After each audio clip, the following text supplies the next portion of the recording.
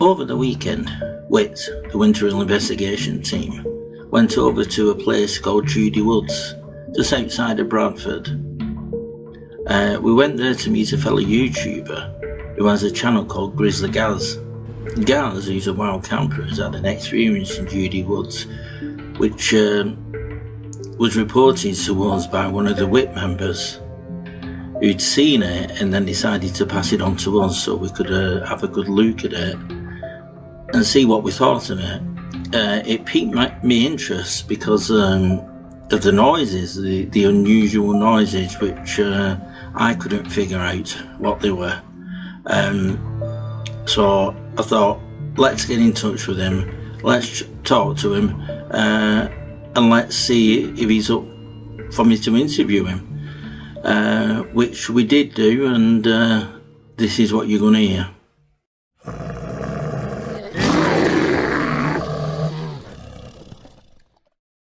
Well, this is one of the areas in these woods. This is my main camp where I come to, because it's really secluded down here.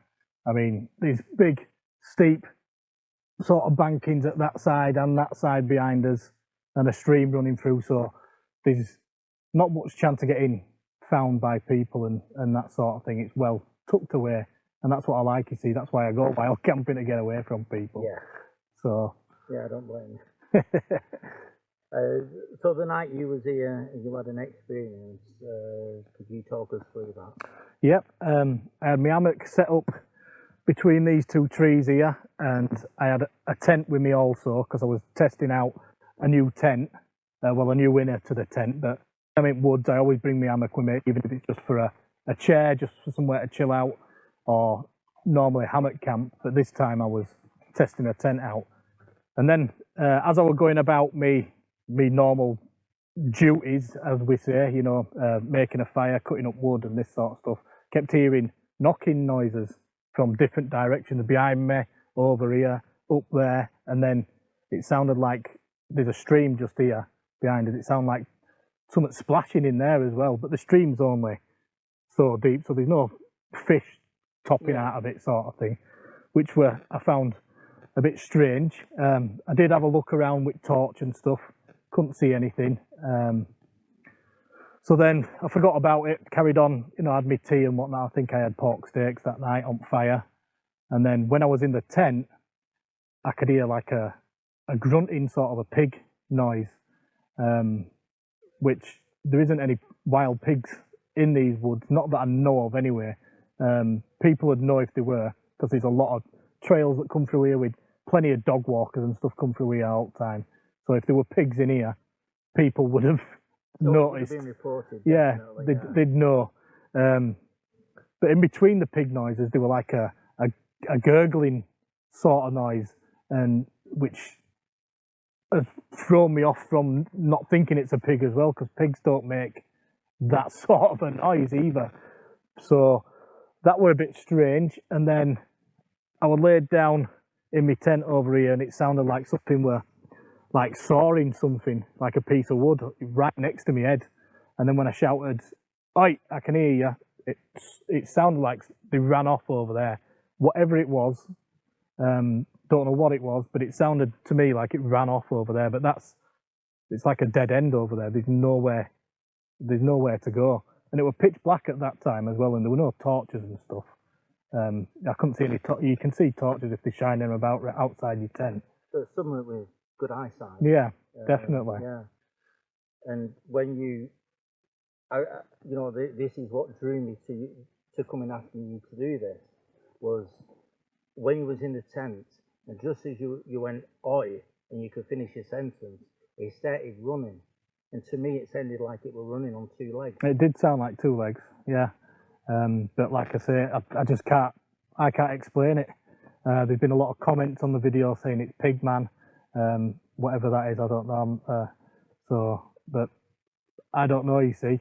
And when you guys said that you were going to come and do an investigation, I thought we might get some answers into what it was, you see. So. Well, that's what we're hoping for. We're hoping to have a good look round tonight and just listen out and see if we can hear anything, and follow them noises if we get. Yeah, I mean, nothing might happen, or something might happen. We don't know. never know. You know, it's one of them things when you do this sort of investigation.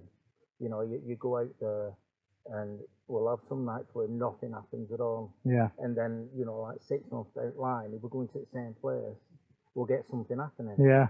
You just got to be lucky or unlucky, whatever you want.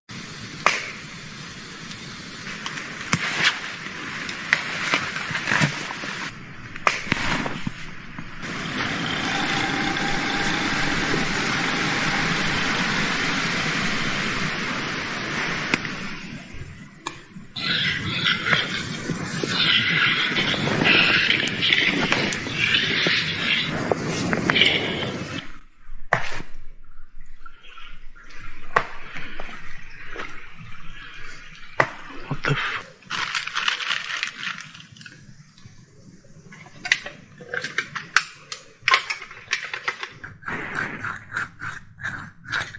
Hi, I can hear you.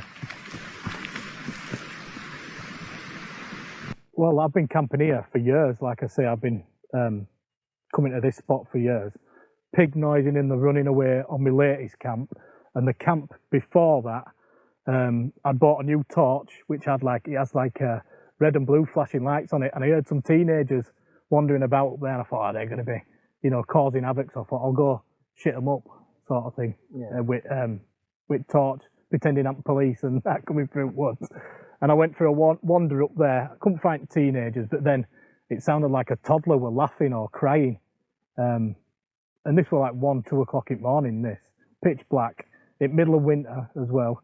I had a look around, couldn't see anything, because I thought if there is a baby or a toddler in woods for some strange reason at 2 o'clock in the morning, then I best find it and take it out, sort of thing.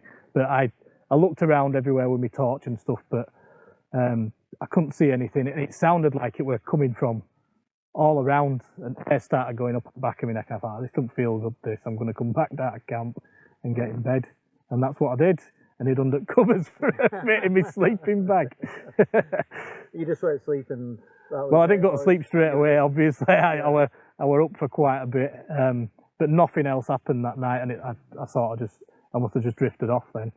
So going back to the sound of the baby calls, you know, I've heard the video. Yeah. And it does really sound like a baby. And I know people will say, well, is it not a fox?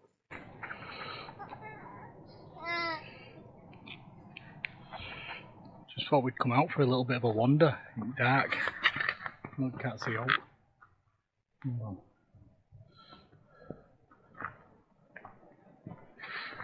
Pitch black. Oh, sorry. Gonna see if there's. I had some kids earlier just running about, messing about.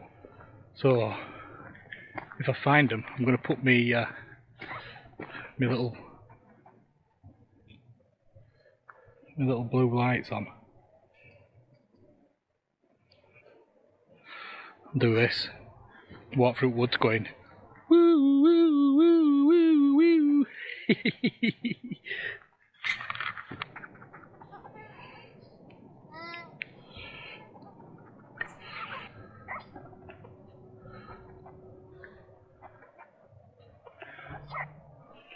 Come on, mate. Right then, I think that's about enough excitement for one night. What do you think? It's bedtime.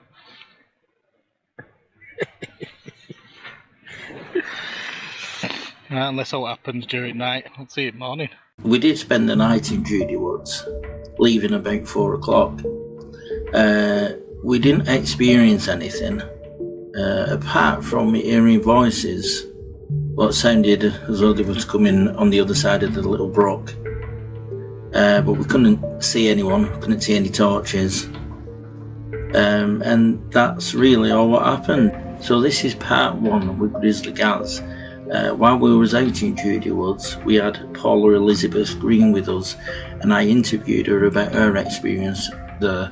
So you're going to hear that in part 2, which will be uploaded within the next couple of days.